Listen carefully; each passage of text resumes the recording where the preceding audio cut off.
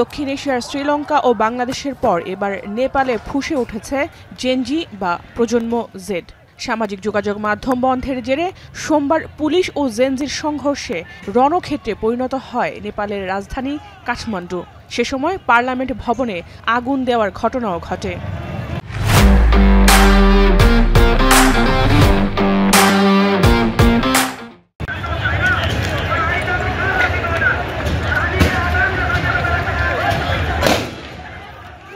শুক্রবার থেকে Facebook, Twitter, Instagram, x সহ প্রায় ২৬টি সামাজিক যোগাযোগ মাধ্যম বন্ধ ঘোষণা করে নেপাল সরকার।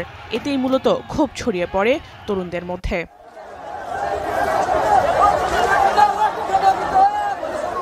এর জেরে পার্লামেন্ট ভবন, প্রধানমন্ত্রী ও রাষ্ট্রপতির বাসভবন সহ বেশ কিছু গুরুত্বপূর্ণ স্থাপনা ঘেরাও করতে রাজপথে নামে হাজার হাজার নেপালি।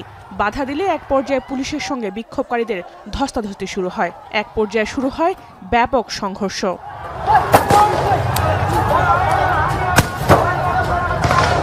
বিক্ষোভ দমনে টিয়ারশেল, গুলি ও জলকামান ব্যবহার করে পুলিশ। পুলিশের গুলিতে বেশ কয়েকজন হতাহত হয়। এতে বিক্ষোভ আরও ছড়িয়ে পড়ে।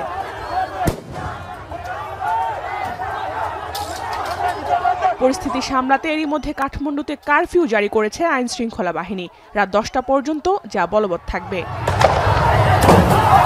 জাহানারা ভুঁইয়া, এখন বিশ্ব।